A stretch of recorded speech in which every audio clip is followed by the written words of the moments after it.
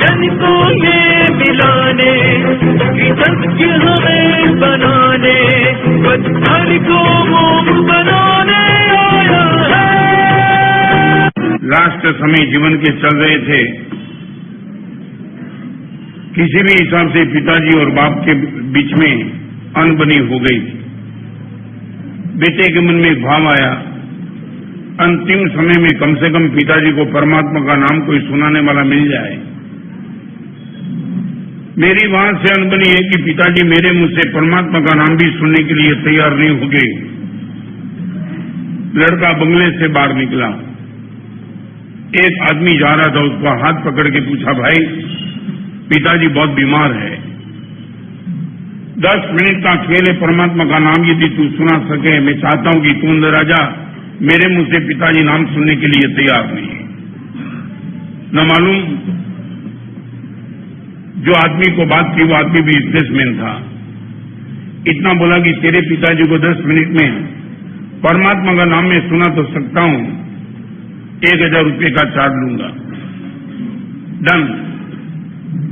लाखों करोड़ों रुपया पिताजी के पास है, 1000 रुपया देने में मुझे कोई दिक्कत नहीं। वो आदमी अंदर गया।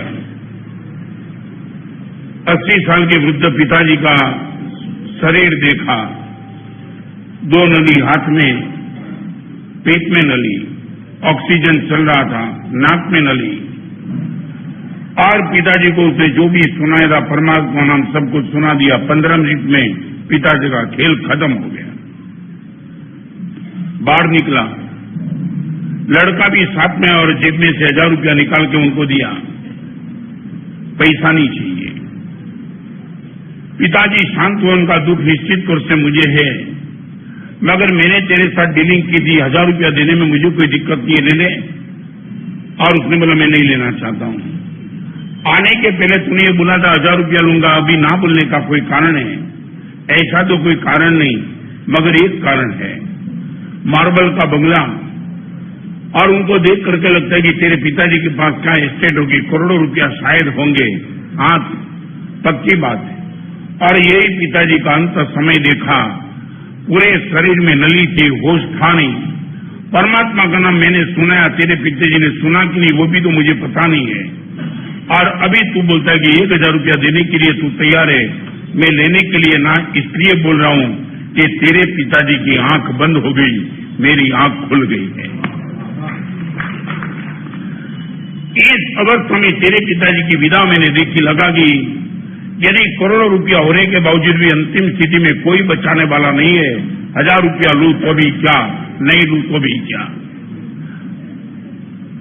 आज आपके सामने जीवन को डिस्टर्ब करने वाले 5 दोष, इनकी बड़ी गंभीरता से बात आपके सामने रखना चाहता हूं। नंबर 1, अज्ञान का दोष। आप यूनिवर्सिटी में जो डिग्री ले, उनके ज्ञान से कोई रिलेशन नहीं है। एक बात समझ लेना, लाभ कैसे और हानि से कैसे बचा जाए वो ज्ञान नहीं है। लाभ कैसा होता रहे और हानि से कैसा बचा जाए वो ज्ञान नहीं है। जय होता रहे और पराजय से कैसे बचता रहिए वो भी ज्ञान नहीं है। सुख कैसे मिले और दुख कैसे बच जाए वो भी ज्ञान नहीं है। मगर पतन से कैसे बच जाए और मेरे जीवन का उत्थान कैसा होता चले, ये ही समझना